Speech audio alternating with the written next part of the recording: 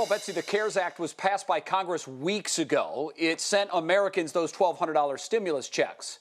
It also gave $388 million in endowment money to universities here in Ohio.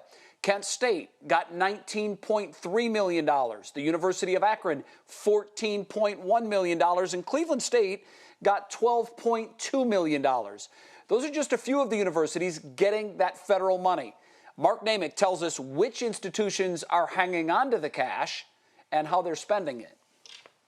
Ohio colleges and universities trying to figure out how to reopen campuses. Students wondering if they can afford to return. Our students that are on the edge, and there's a lot of them out there, need to know that we care about them. The $2 trillion coronavirus stimulus package approved last month by Congress provides about $14 billion in relief to higher learning institutions, distributed based on college enrollment and the number of students already getting federal grants.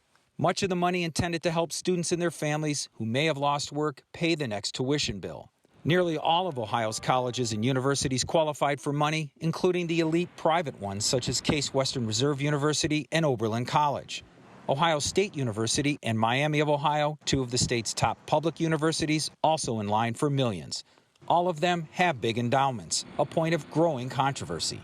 Bowing to criticism from elected officials, including President Trump, some Ivy League schools have agreed to forego the money. That's not us. That's not us. And I think that's the message that I've been delivering to our state and federal representatives. 77% of our students are in some kind of need status along that spectrum. Most of our students are there because they're working through college. 3 News contacted a half dozen colleges and universities today to see how they plan to tap the funds, half of which can be spent on things other than direct student aid.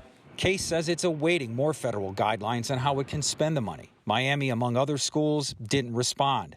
Ohio State, like Cleveland State, says it's prepared to start taking student grant applications.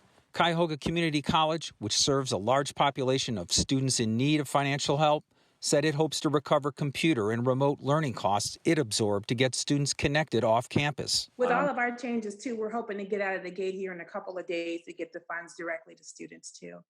Students will have to apply for the stimulus money like they have for other grants in the past, and universities are setting up special web pages to make that easier. Now for the big question, will students get to go back to campus? No one's saying yet, but the CSU president told me if they go back, it will be done in stages. Mark Namick, 3 News.